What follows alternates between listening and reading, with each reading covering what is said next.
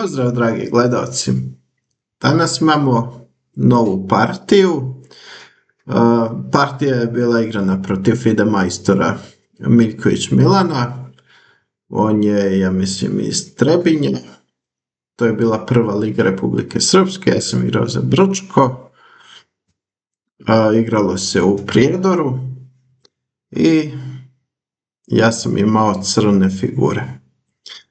Značajno je po tome što smo igrali također jednu lepu završnicu, topovska završnica i kakva je bila tehnika kako dobiti tu poziciju.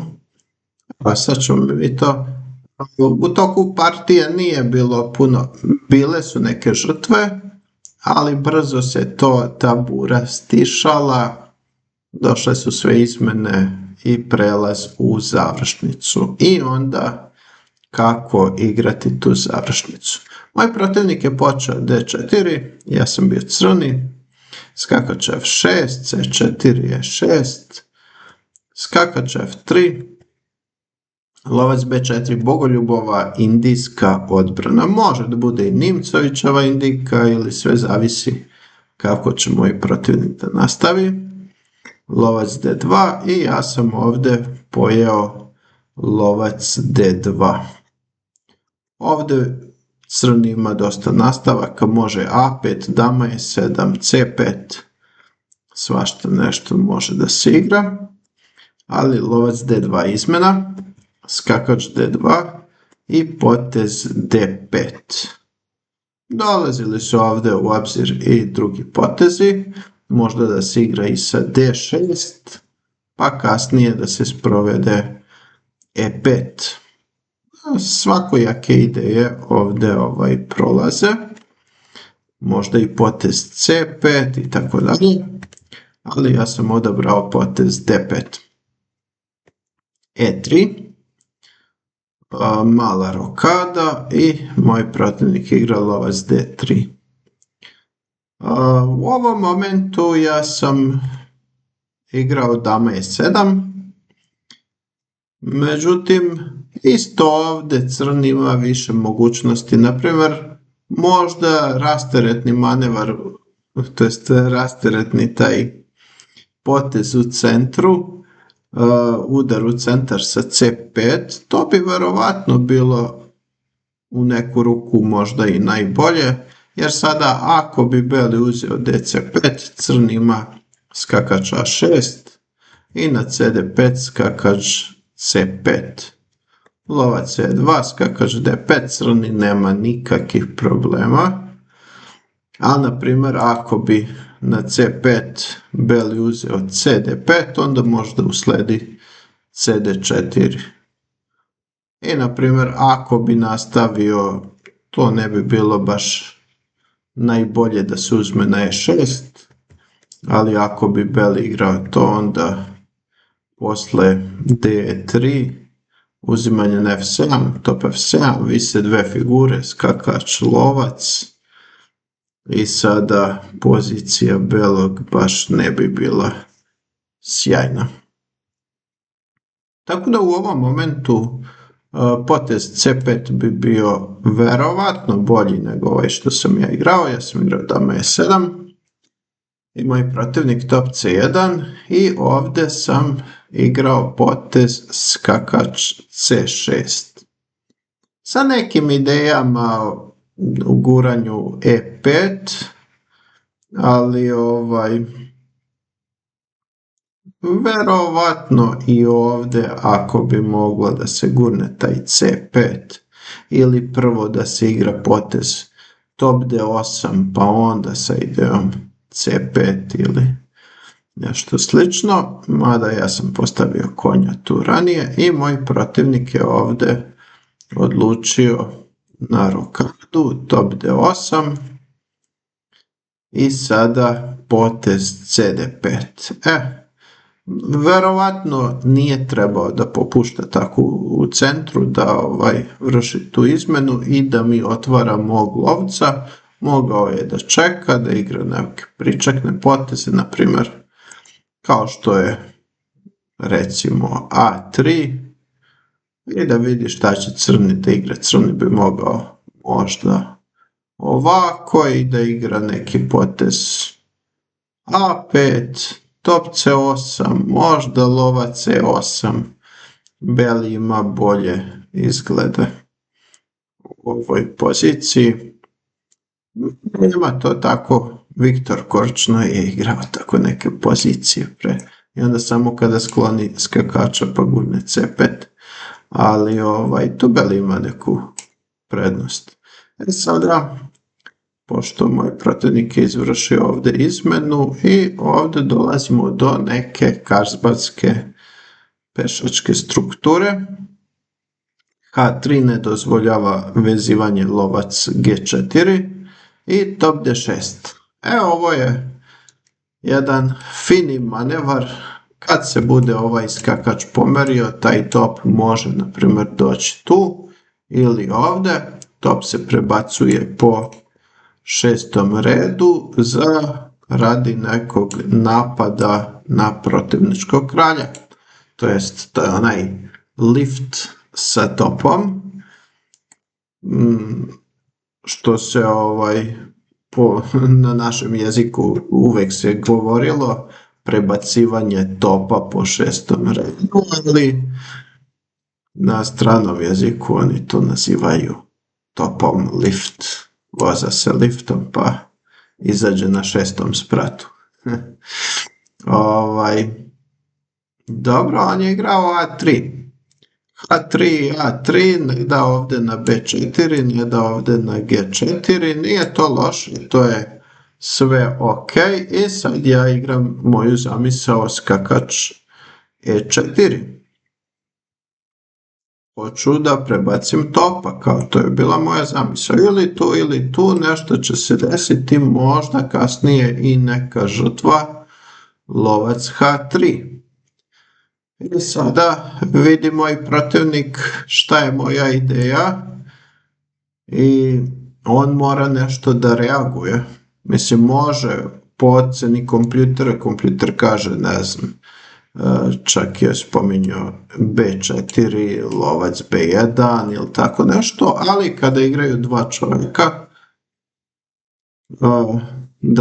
da ne igra mašina.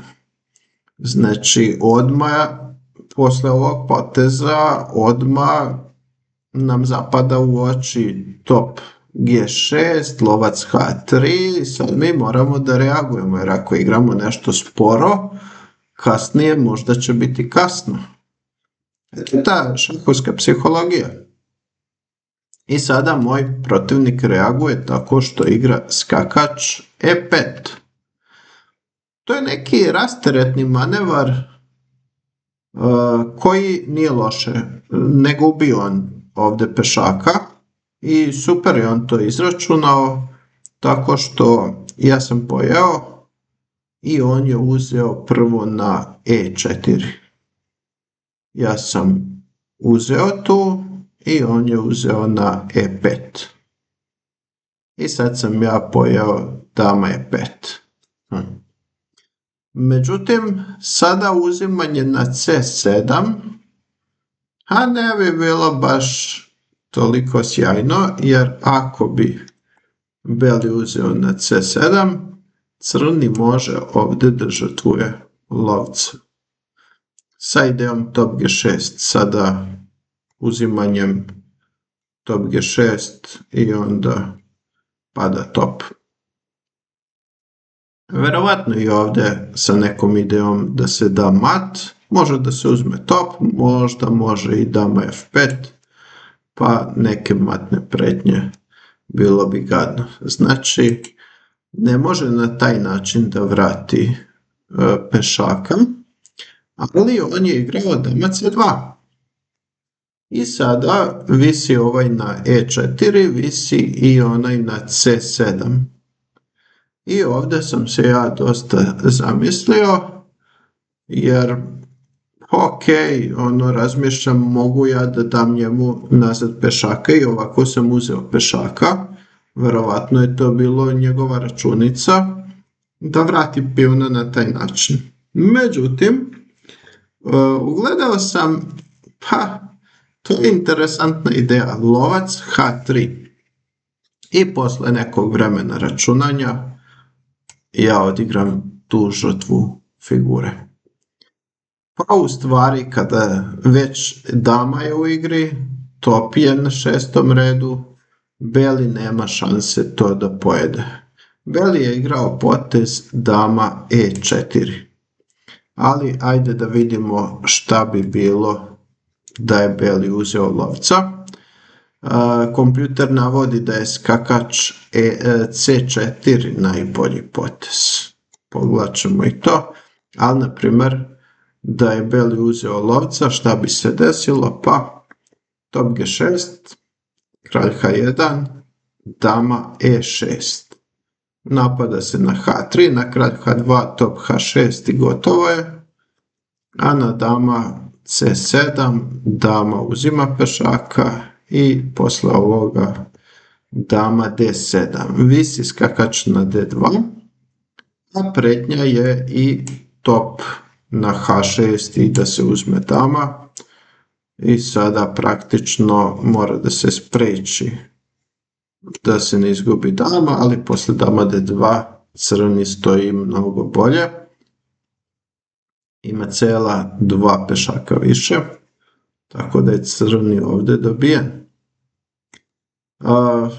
Ovdje bi skakač C4 verovatno bilo najbolje, tako da posle dama G5 on može ovdje da igra lepo F4. I na uzimanje vamo da uzme ovog topa i na uzimanje vamo, pa bile bi ovdje sada neke komplikacije. Nije lako pronaći najbolji potez. Kompjuter navodi skakač F7, ali crni ima dosta dobru kompenzaciju za žrtvovani materijal. Tako da ovdje bi bilo sve ok. Interesantna pozicija, a na primjer može i ovako nešto da se odigra dama H5. To uopšte nije tako jasno. I na potez skakač D6, lovac G2, mada u ovom momentu ne daje pozicija više od večitog šaha, tako da crni bi ovdje morao da se zadovolji sa remijem. Zanimljivo. To su te forsirane varijante, forsirani potezi žrtve i ako na tabli nam ne preostane dovoljan broj nekih napadačkih figura, ostala samo kraljica, ne može sama da da mat. Na kraju mora da se zadovolji sa večitim šahom. Tako je to. Nije to, šah je takva igra. Znači, ne treba menjati puno figura ako želimo da pobedimo. Ali šta da se radi? To se sve tako samo namesti. Dama E4. I sad sam ja ovdje igrao potez dama G5. Visi skakač na D2. Moj protivnik igra dama B7. Znači ne može ni da ubaci skakača na F3 zbog mata na G2. On uzima lepo ovdje, visi top na A8. Topa D8. I sada moj protivnik, verovatno jedini potez, dama F3, vraća damu, napada lovca. I ja ovdje igram lovac G2. Žrtva lovca, dama G2 i potez top G6. Dama G5, top G5 i potez kralj H1. Praktično sve najjači potezi, sve prva linija kompjutera, top D2, top C7 i sada beli preti mat, top C8. Ja sam otvorio kralja H6 i on je uzeo top A7. Ovdje je, na primjer, mogao da igra B4, na što bi ja vjerovatno odgovorio sa A5. Sada, da li da uzme na A5 ili ne, na primjer top C8, kralj H7, ako ne želi da uzme, ili ovdje da dođe da odbrani, međutim top A2 i crni ima neke izglede, pokušava nešto da uradi, možemo reći da je malo lepši crni, zato što ima aktivnije topove. Ali u ovoj poziciji moj protivnik je uzeo na A7, ja sam uzeo na B2 i on je ovdje igrao potez kralj H2. Ovo je interesantna pozicija. Ova pozicija izgleda kao, ljudi bi rekli, bit će remi. Međutim, nije to baš tako. Crni ima dva veoma aktivna topa. Ovaj je na drugom redu, napada na F2, ovaj drži G liniju i u stvari beli kralj je u krizi. Beli kralj ovdje ne bi baš bio, pa ima ove neke pešake koji ga štite, ali može u nekom momentu top da se prebaci, da bude matiran.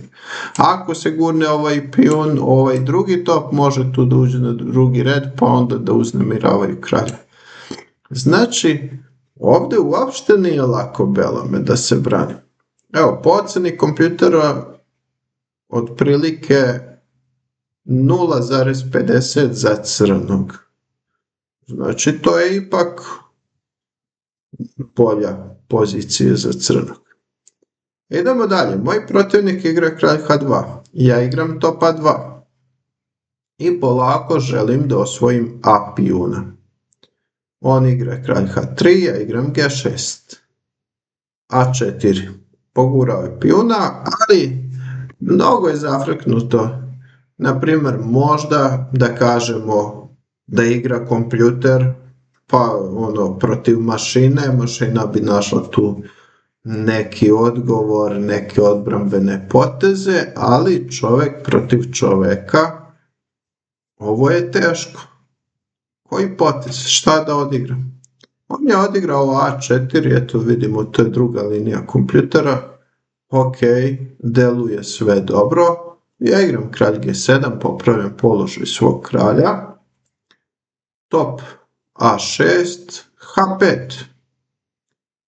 Top A7 i top G4, napadam pešaka na A4. Sada, da li da se odigra potez F4 i da se spreči napad na A4, ali onda ovim potezom se slabi nešto drugo. Sada kralj je u veoma kritičnom položaju, jer ovaj top isto može da uleti tu, možda i ovaj da uleti vamo. Ovaj pijun je sada naknadno slab, može na primjer top A3 da se igra i nije baš lako odlučiti za takav neki potez. Ali on je igrao A5, ali i posle toga pada pešak. Samo što sada kralj je pobegao malo iz te neke zone, sad je došao na G3, nije tamo zarobljen na H liniji i može da igra. Međutim, šta imamo sada? Top i 3 pešaka protiv topa i 2 pešaka i crni ovdje ima slobodnjaka, slobodan pešak. Ocena kompjutera je 0,20, sada je još ispadne kad je beli poklonio pešaka na A4 da je još sada belome bolje nego onda kad je imao pešaka na A4 i po 2 top. Ali, kako sada crni da dobije partiju? Nema tu neki recept, topovske završnice se igraju i tu sada predstoji borba. Borba se sastoji od toga da malo iscrpiš protivnika. Nije samo stvar u tehnici, sad tehnika kako ću ja najbrže da pobedim, ne.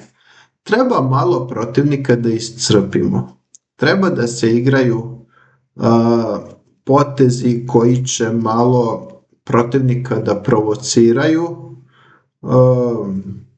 Imamo pravo da igramo. Tako se u stvari dobijaju razne završnice. Znači ovdje nemamo ništa forsirano, sad ćete vidjeti kako to ide i polako, kontrola svega polako i ovu partiju, to jest ovu završnicu ja sam pobedio lagano, mada ne deluje baš tako, evo sad ćemo da vidimo. F4, ispadne, on je sad već pogrešio. Mada šta da radi, jel da gura ili da ne gura tog pijuna. Ako ne gura pijuna, crni će polako gurati svoje pešake i on će polako napredovati. Najverovatnije da belom možda najbolje da ništa ne radi sa tim pijunima i da pomeri topa, malo aktivira topa i da pusti crnog da krene sa svojim pešacima. Ali posle ovog poteza, sad ćemo da vidimo kako je bilo. Kralj F6, ispadne da sam i ja ovdje pogrešio, pa kompjuter navodi F6 uz G5, ali to se desilo kasnije. Idemo mi prvo ovako nešto, sad sam ja malo top F5, to je ta moja tehnika, treba malo igrati sa figurama, nije sve u brzoj pobedi ako se ne vidi konkretan način pobede. Sada šta bi ovdje bio konkretan? Pa treba naći konkretan plan. Ali imamo vremena i ne treba žuriti. Topa 1, topa 6 i evo ga F6. To je onaj F6 koji je i kompjuter predlagao uz u buduće da se gurne G5 i da stvorimo dva slobodna pešaka. To je u stvari cilj.